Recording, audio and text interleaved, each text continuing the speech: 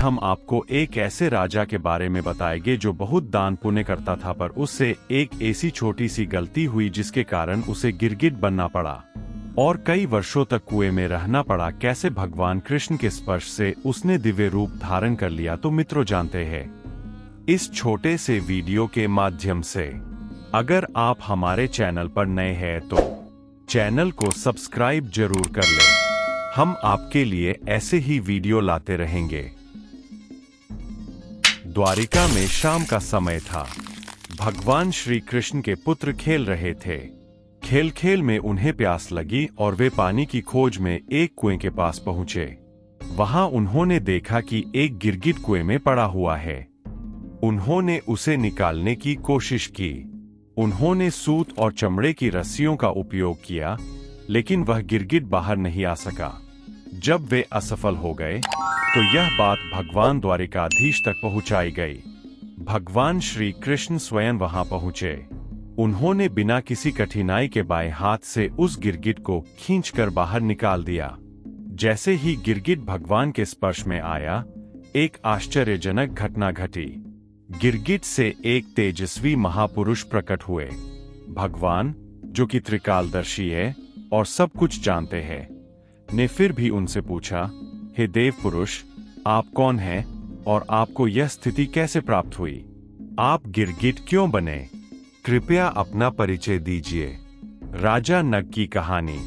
उस महापुरुष ने उत्तर दिया, प्रभु, मैं राजा नृग हूं। मैं एक चक्रवर्ती सम्राट था और प्रसिद्ध दानी था। आपने मेरे नाम के बारे में अवश्य सुना होगा। मैं आपको अपनी कहानी सुनाता हूँ। राजा नृग ने बताया, प्रभु, मैंने अपनी युवावस्था से ही अनेक दान किए। मैंने असंख्य गायों का दान किया और वे सभी गायें दुधारू, सुंदर और सुसज्जित थीं। मैंने न्यायपूर्वक अर्जित धन से इन गायों को प्राप्त किया और उनके सींगों में सोना तथा खुरों में चांदी लगवाई। मैंने इन्हें वस्त्र, हार और आभूषणों से सजाया और उन्हें सद्गुणी, तपस्वी, विद्वान ब्राह्मणों को दान किया। मैंने पृथ्वी, सोना, घोड़े, हाथी, कन्याएं और अन्य बहुमूल्य वस्तुएं भी दान कीं। मैंने यज्ञ किए, कुएं, बावड़ियां और धर्मशालाएं बनवाईं। लेकिन एक छोटी सी चूक ने मेरी पूरी दानशीलता पर पानी फेर दिया। राजा नृग की एक छोटी चूक का बड़ा परिणाम। एक दिन एक गाय भूलवश मेरी गौशाला में आ गई। वह गाय उस तपस्वी ब्राह्मण की थी जो दान नहीं लेता था, लेकिन मेरी गौशाला के कर्मचारियों ने उसे मेरी गाय समझ लिया और उसे किसी और को दान में दे दिया।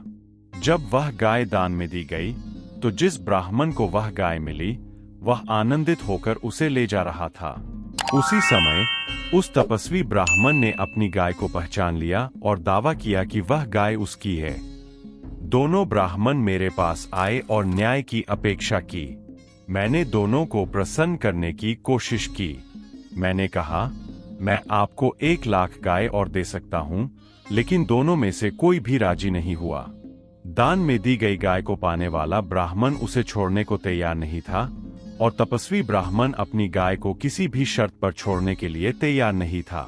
अंततः मैं धर्म संकट में पड़ गया। मैंने दोनों से क्षमा मांगी और उनसे यह विवाद समाप्त करने की विनती की, लेकिन कोई हल नहीं निकला। राजा नृग बने गिरगिट। जब मेरी मृत्यु हुई तो इस छोटी सी चूक के कारण मुझे यमलोक ले जाया गया। वहां धर्मराज ने मुझसे पूछा कि क्या मैं पहले अपने पाप का फल भोगना चाहता हूं या पुण्य का। मैंने पाप का फल पहले भोगने का निर्णय लिया और इसके परिणाम स्वरूप मुझे गिरगिट के रूप में जन्म लेना पड़ा।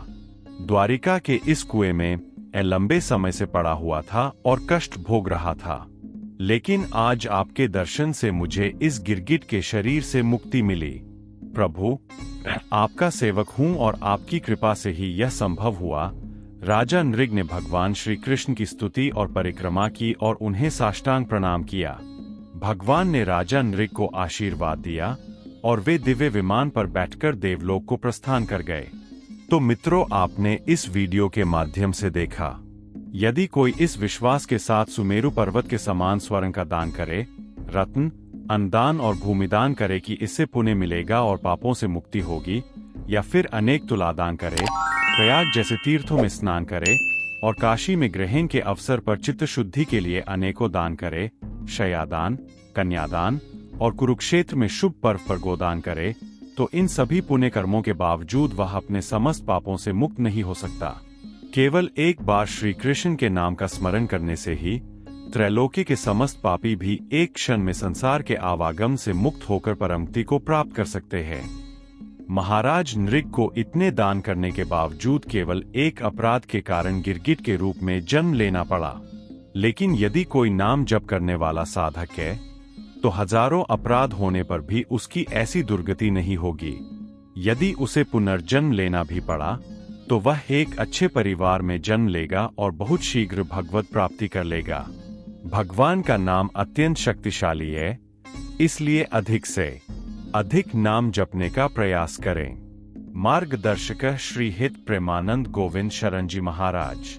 यदि आपको हमारा यह वीडियो पसंद आए तो हमारे वीडियो को लाइक जरूर करें।